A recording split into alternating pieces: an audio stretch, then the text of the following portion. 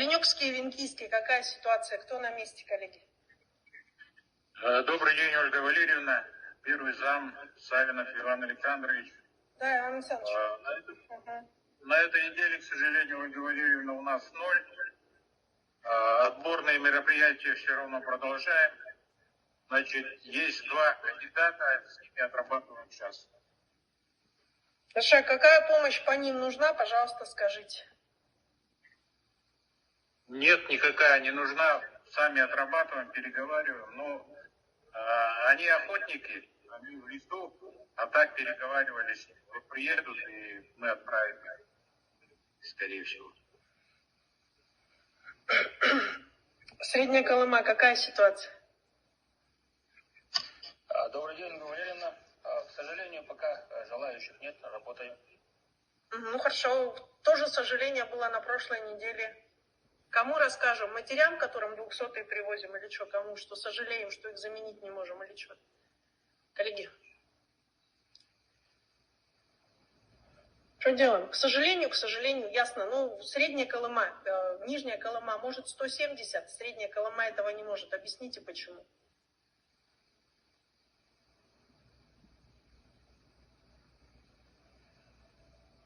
Ну, я вас очень прошу, вы же практически военный, вы же авиатор. Посмотрите, может быть, у вас есть однокурсники, еще какие-то знакомые. Вы же где-то учились, получали авиационное образование.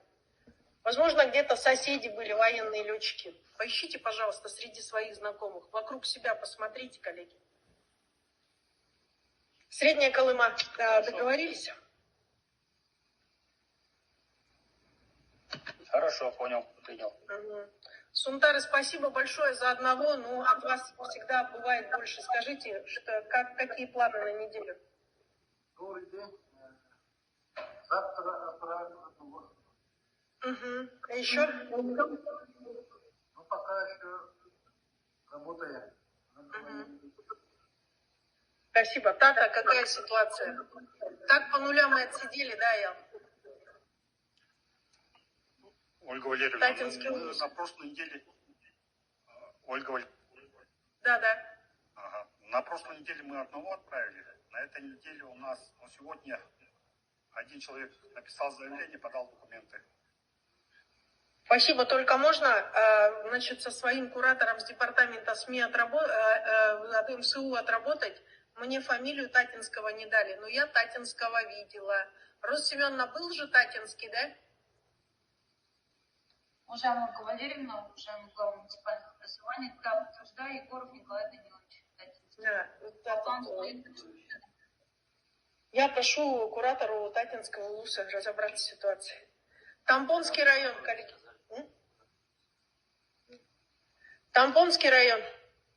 Я видела просто Татинского, поэтому знаю. Уважаемые коллеги, так, Тампонский район, мы все-таки доработали наших спецподразделения по БПЛА-то.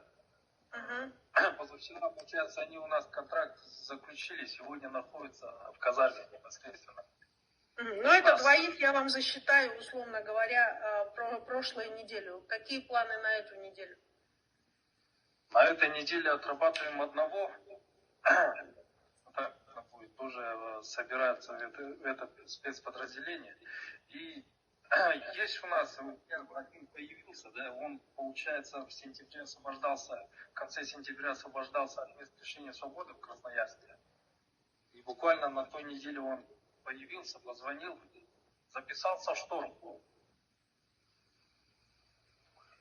Вот, уже где он в шторм записался? В Красноярском крае. Но говорит, он и пойдет в флоту Красноярска, коллеги.